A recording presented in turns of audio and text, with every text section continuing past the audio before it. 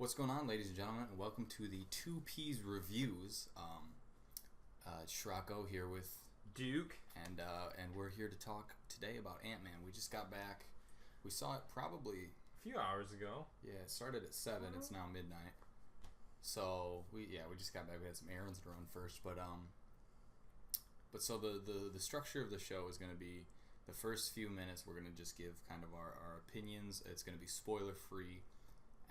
And then following that section, we'll get more into the plot and into what happens. So there'll be some cues on screen and definitely a link in the description. But so we're just gonna dive right in. So what did you think? Give me something.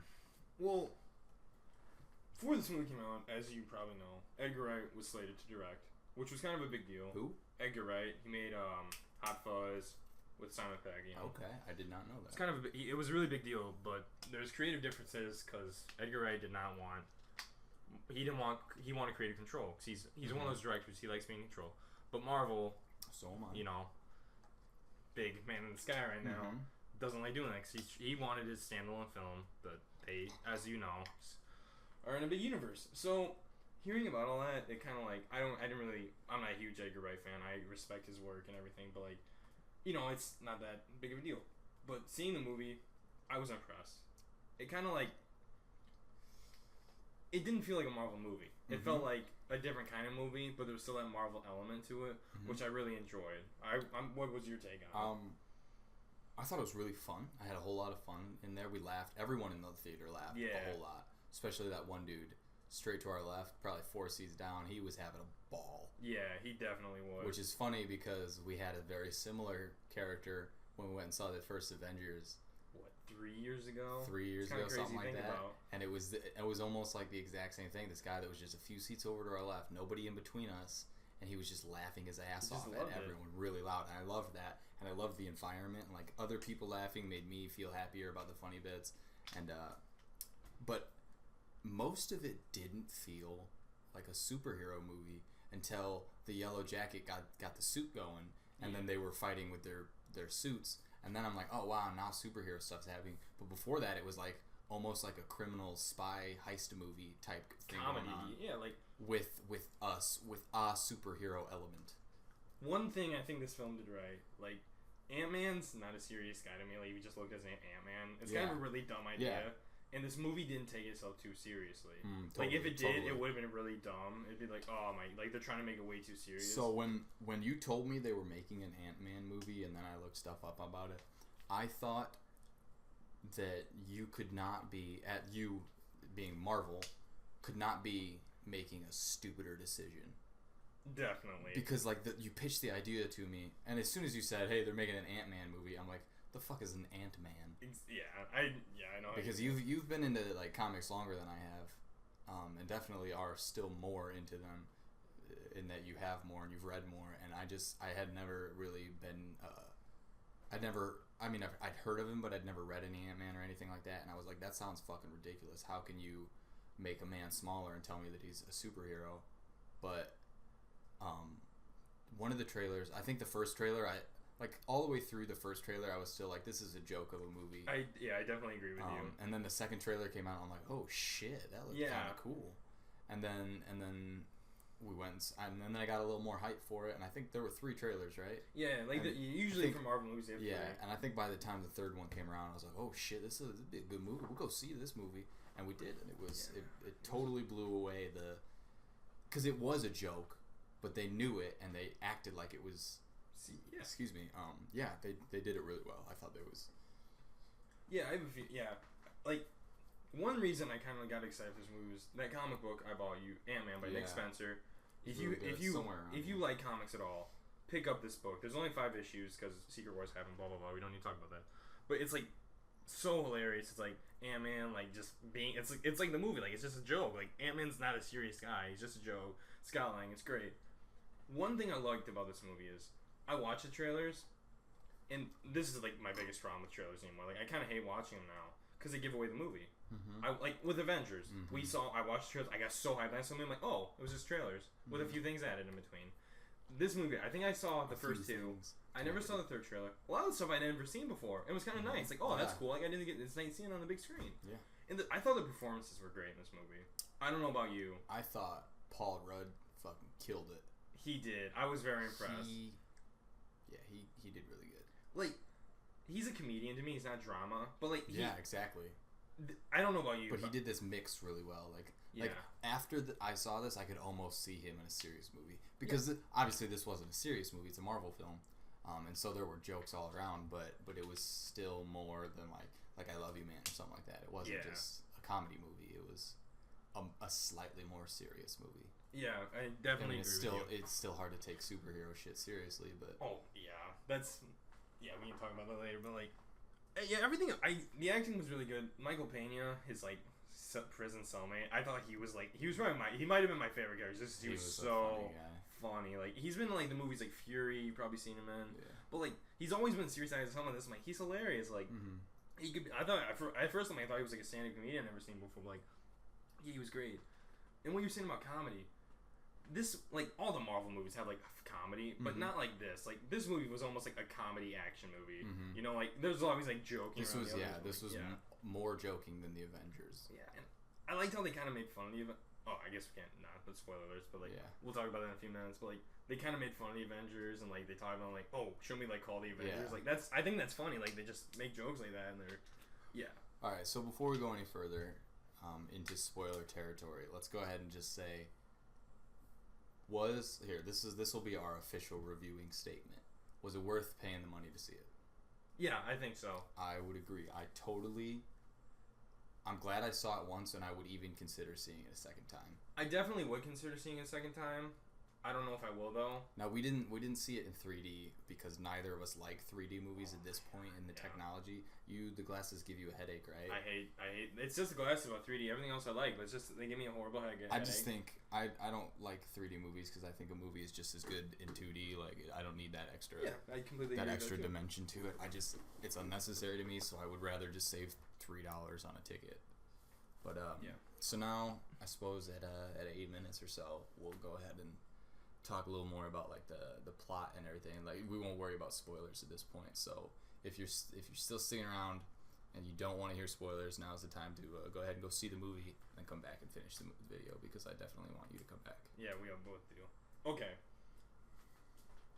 Compared to like Winter Soldier, and like that's really the only one time I had was kind of a game changer for the Marvel Universe with, like, you know... Well, besides, like, the first Avengers. Like, yeah, but, like, more recently, I guess I should say. Like, this movie wasn't a game changer. No, it wasn't. It was an introduction. It was like when Iron Man came out. It was like, that's an idea. It's cool.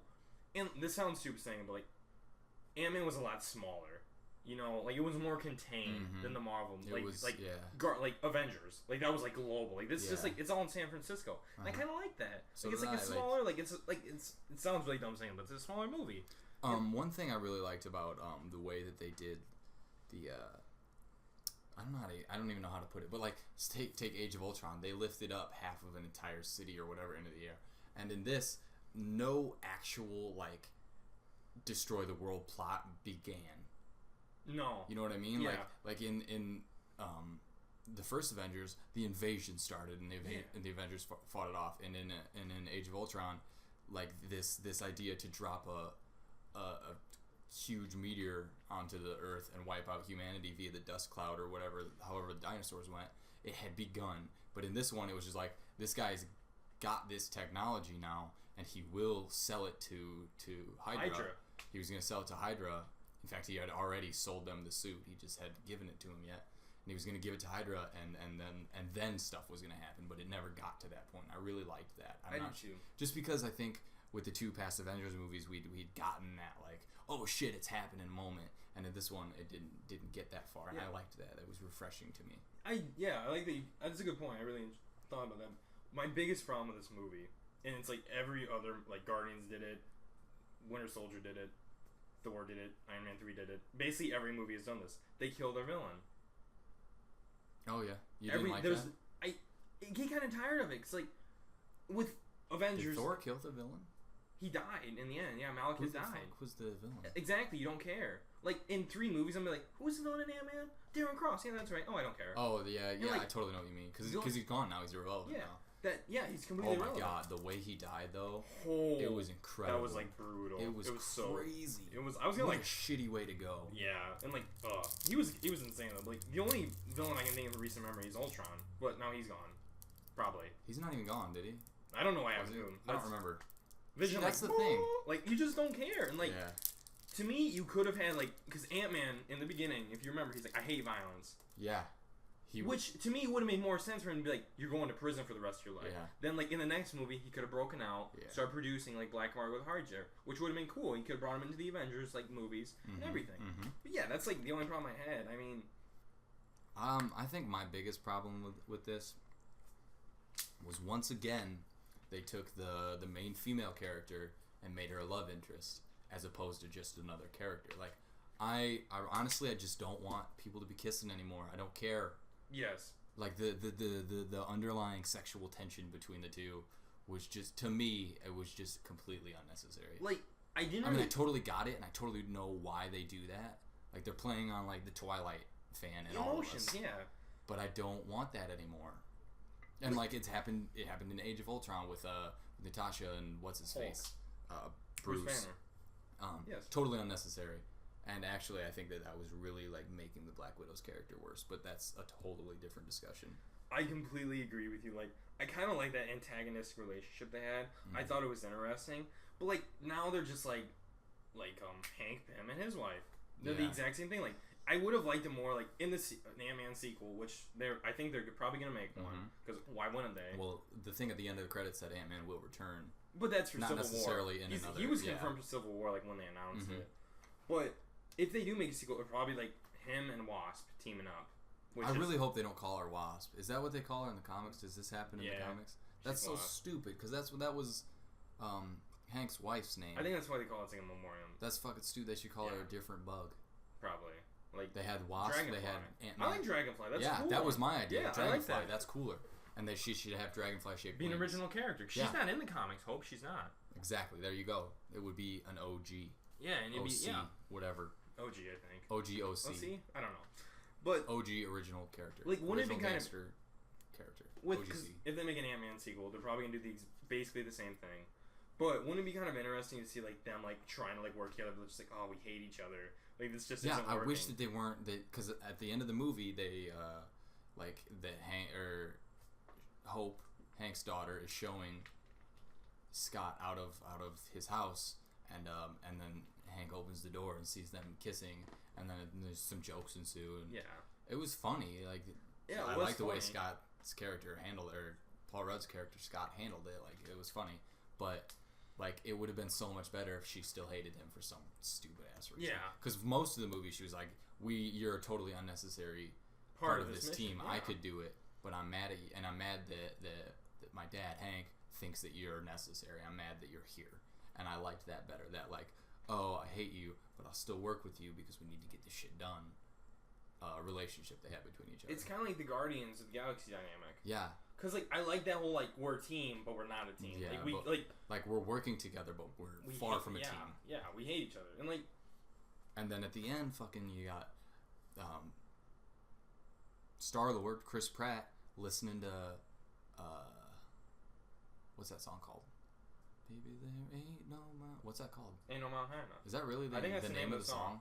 Whatever. Pretty sure. Listening to that song, and then, you know, the eye contact between him and Gamora, and they both smile a little bit. I'm like, there's obviously a romantic subplot in the future. But you could totally, like, just completely forget that. Yeah, you like, totally work. I liked how in that movie, we probably should. Anyway, when they're, like, close kissing, they just don't. Like, she's like, get the fuck away from me. It's like, I like that, because it's like... pelvic sorcery or whatever. That was hilarious. It was good. I would have liked... I mean, they would have completely stole it, but, like, if they showed outside that door when, like, Scott and Hope are kissing, if he tried, she just fucking, like, punched him or something. That would have been awesome. That would have been hilarious. I would have loved that so much more. That would have been so much better. If he thought that he was, like, reading some flirting from her. And he was totally wrong. And he totally misread the situation, and she was like, no, I actually still really don't like you. That would have fit the dynamic in the movie so well. And it would have been so much more interesting. And it would have, I think, made her character less of a sex object and more of a person in the world that doesn't have to be attracted to the main character because they're the main character. Yeah, I was really hoping because like she was really through like that actress Evangeline Lilly. She's a badass. Yeah, she is. In The Hobbit, I thought she gave a great performance in this and in The Hobbit. She's a great actress. Even though her character wasn't in The Hobbit, I thought like that was a solid introduction. Like yeah, I was really hoping that like after like Hank gets shot at one point in the movie. He lives though. I was hoping like they'd go back to the house and be like, here, take the suit. Like you'd have a suit ready for it, and then her and Scott would team up taking on the Yellow Jacket. That would have been cool too. I would have liked that because I'm like, oh, that'd be cool. Then you have like I said, team dynamic. But yeah, I don't know. What did you think of like the shrinking sequences? You know, like when he first shrinks and when he's Ant-Man, he's like running through like that running around. I was just curious what you thought. I thought they were cool. I liked the way the camera looked. Like especially right at first, it was a weirdly fish-eyed. Yeah. And but I thought I thought they were alright. I thought so too. Like one thing, I mean, it sounds dumb, but like in some parts, I was like, where the hell is he? Like what? I think that might have been their point. Like a lot of things about it. Like I understand that ants are very resilient creatures, but he fell like through a crack in the floor and then punctured the ceiling to the next floor. Like he came through the floor, and I was like, why? How did he get that much momentum? Yeah, I don't understand he's a tiny he would have just kind of like floated down. Like it's not like like he would have been stuck in between the floor and the ceiling for the next floor down, because like he falls through a crack in his apartment's bathroom, and then punctures the ceiling to the floor below, which is some weird not on the bottom floor nightclub thing in someone's apartment. That was really weird. And I just didn't know how he got that much momentum. Yeah, it was weird, and he like broke straight through a glass window by being like flicked off something or something like that. And I was like, why are you moving so quickly? Why is he such an unstoppable force? I mean, I understand that he like it's she Hope's character like compared it to a bullet if he were to punch someone, but he's not punching someone. He's just flying at a window. Yeah. If I were to take an ant and put it on my finger and flick it at a window, it wouldn't go through the window because it's an ant. I thought it was like they talked about early in the movie the science of it, which I'm glad they didn't go like so ridiculous into. Like it kind of made sense. Like I know how to like put the density between atoms smaller, and it makes them more dense, which kind of makes sense in a really weird way. Like I don't know anything about atoms or anything, but like they talked about that, so I always figured he's so dense that he's just like weight. I guess that could. He's like the same weight he is when he's big. Yeah, because that's how we can pack the punch. It like, would be the like same a weight, singularity where he's heavier. Effect. You know, that might be it. You might be right. That's what I thought. I'm like, oh, he's like the same weight he normally is. He's just small. See, I just thought he was stronger like an ant because ants are like can lift whatever. That's like I didn't like that how they kind of explained it and everything with the science. I liked how they very quickly and briefly explained it without going like super science mumbo jumbo, but they're like. Like they said what it does, like at a level that I took 2 years of science in high school, and I was able to like I got it. I mean I understand that it's obviously not real science, like that can't. It's impossible. That's not a thing. Yeah. But I understand the science that he's saying. One thing we have not mentioned yet is an Avenger appears in this movie. Yeah, and not an Avenger I'd expect. I did not expect to see him in this. Not one of the actual Avengers. Like he's a new Avenger. This new Avenger team I don't count yet until they have their own movie. I really love this Avenger though. But Ant-Man is his final training task before they're ready to take on Cross and the whole big bad organization. Is he has to break into. I don't remember what he had to get. He had to get something for the circuits. Yeah. Something Hank Pym designed that he hasn't seen in a long time. And it was in what he thought was, or what used to be an old Stark warehouse, but is now the Avengers. New Avengers facility from the end of Avengers Age of Ultron. Yeah, where they're training, and the Falcon is there. For some reason, he's the only one there to defend the base or whatever. I don't know where the fuck Scarlet Witch and Vision and Cap were. But it was just Falcon, and he had these goggles that allowed him to see the Ant-Man, and then they had this little duel, and it was interesting. I really liked that kind. I was like, I liked how they had him instead of like Captain America. Like it was kind of like, oh, that's Falcon. It was cool to bring that character in. Like, yeah, I like the way they did. He hasn't really been in him much besides like. And I liked him. I loved him. Yeah, he's cool. Yeah, and like I really liked how like kind of like he's dropped like right at the end again with Michael Peña's character. He's like, dude, the Avengers are looking for you. He was like, and they just ended. I'm like, oh, I love that ending. Like. Yeah. Then, they had, like, there's a mid-credit scene, which is, as you said earlier, Hope gets her armor, or suit, whatever you want to call it. Then... There's another... We waited, and it was kind of a payoff.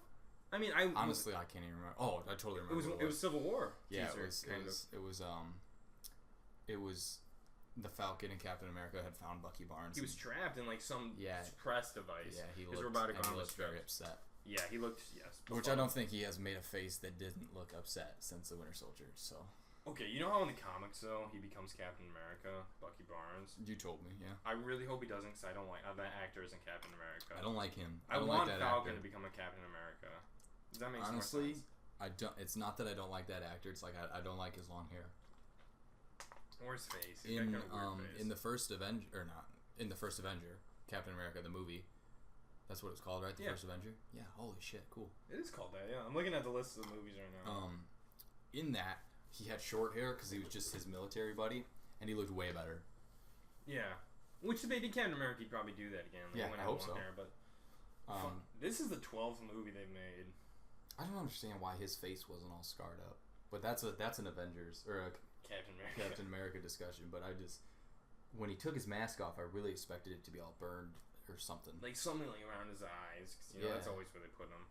But like that scene didn't. Obviously, something's happened, and during that scene, they kind of talked about how they put it. Like, yeah, I have it right here.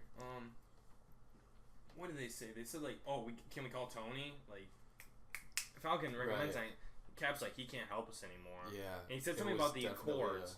So I'm assuming either this is the fallout of Avengers: Age of Ultron, or something happens at the beginning of this movie. If you ever read the Civil War comic, which you should, by Mark Miller and Steve McNiven, it's phenomenal. In the beginning of the comic, this supervillain blows up a town. Kids are killed. School's leveled. A bunch of kids die. You know, I like that because a lot of supervillains try and do shit. They just don't. The guy's name, his power is basically he's a nuclear bomb. Who is? Nitro, I think. Never heard of him. He's not. He's a really small. He's a nuclear bomb, like he can go off. That's basically his power. He's just like he can explode one time and then that's it. No, he's like he lives. Oh, okay. He survives. I thought like the way kind of leases and okay, I got it. I was like he just blows up. That's it. He's a really cool line though. Like this, like I think it's like someone catches something. He's like, "You're playing with the big leagues now." Just levels the town. Then the government's like, "We can't trust these people. They need to be registered." And Tony Stark, blah blah blah. Anyway, registers. So him and Cap are at odds because Cap has seen what happens when people have to register, like such as in Nazi Germany with the Jews. Anyway, I think because Cap looked like he'd been beat up a little bit. He didn't look so good. Neither did Falcon. Yeah. They're kind of talking like Cap's like, we got no one to turn to. Yeah, we're alone. We're on our own, is what he said. Now that I'm thinking about this though, like Ant-Man's a solution. Out of all the people they could call, he beat the Falcon. But that's Falcon. That's not Iron Man. Like Falcon's good, but I think Ant-Man could because in that comic book you had me read, I just read the first issue, but he totally broke into Tony Stark's office in order to get a job. So I think Ant-Man would be acceptable against. He would be a good. I guess now I'm thinking like Ant-Man and Falcon are kind of the same. They don't have powers either. They just have kind of like. It's the suit. Yeah, the suit they have, which is really cool. But but it's also same with Tony Stark. But yeah, so we'll think. I think that he would be a good solution because maybe they wouldn't recruit Ant-Man to fight Iron Man, but break in while they're fighting. Yeah, he would be info. their agent, their special ops kind of guy. I really hope this next Civil War though. I hope it has stakes. Yeah. Because the other ones don't. Like, spoiler alert, in the end of Avengers Age of Ultron, Quicksilver died. I couldn't care less. Now, months ago the movie came out, but it's like, really? They killed the guy you just introduced? Yeah, the guy we just introduced. It's kind of like the same thing. We hardly have this emotional connection to. Like, if they killed, Iron Man, I'd be like, holy shit. Like, you can't do that. Like, if a character's been in several movies, they should kill Hawkeye. I've said that since that movie came out. Should have killed Hawkeye. That's a completely different conversation. Honestly, I think if people didn't like Jeremy Renner so much, they probably would have by now. Yeah, that's very true. I would have. I would have saved Quicksilver and killed Hawkeye instead. So here, that's we're getting off We're getting off Ant-Man. Yeah. What else is there in the plot that we can? I'm trying to think right now. Like we kind of covered a lot. Yeah. Well, I liked that. I don't know about you, but this movie was very relatable compared to the others. kind of like guy's just down on his luck. Oh yeah, he just can't really like. He doesn't have like I kind of like because at no point in my life have I ever felt like Tony Stark. No, or Captain America or Falcon. Yeah. Like I don't like. Probably the most relatable was like Star-Lord. Just feeling out of place, I guess. Like that'd be like the most. But that's even big. Like I kind of like really related to like Scott Lang. Like this guy's just down on his luck. I'm obviously not. I don't have a daughter nor am I a professional but like, he's just down on his luck. Yeah, he's in a hard time in his life. Yeah. He doesn't know what to do. He doesn't know where to turn to, and gets a second chance. Yeah. But I mean, that's a good way to put it. Yeah, I didn't even think of like. I didn't realize that I related to him so well. Yeah, I'm thinking about that. Like he's like this. Where would you rate this among them? How would you put this on there? I would put this above, like everything but the first Avengers and Winter Soldier, and Guardians, obviously. I honestly give this number 2. Behind Guardians. This I think this is gonna be a sleeper hit, like Guardians was. Guardians was kind of like it wasn't. Dude, Guardians came out the cut. It did, but it shocked everybody. I think this is gonna do the same thing. Yeah. Because it's a lot different. Like it's very different. It's kind of risky for Marvel. It really was, but I think it's really gonna pay off because I thought it was phenomenal. All right, I think we're coming up here on 27 minutes. Nice. So I think we'll call it for that. You think so? Yeah, I think it's good. It sounds good. First review. So all in all, good movie. Very good. Highly recommend Definitely recommend it. If you stayed this long, definitely worth going to see. Don't see it in 3D because 3D is unnecessary. Yes. Until they can like make it like I'm actually there, I don't care. Yeah. Like give me a VR movie. Give me an Oculus Rift. Yeah. I'm standing with them in the battlefield. Sick. I'm a casualty in Ultron's devastation. Anyway, thanks for watching, everyone, and I don't know, you got any parting words? No, I do not. All right, we'll see you. Good night and good luck. You around. Good night and good luck. I like that. Good night and good luck.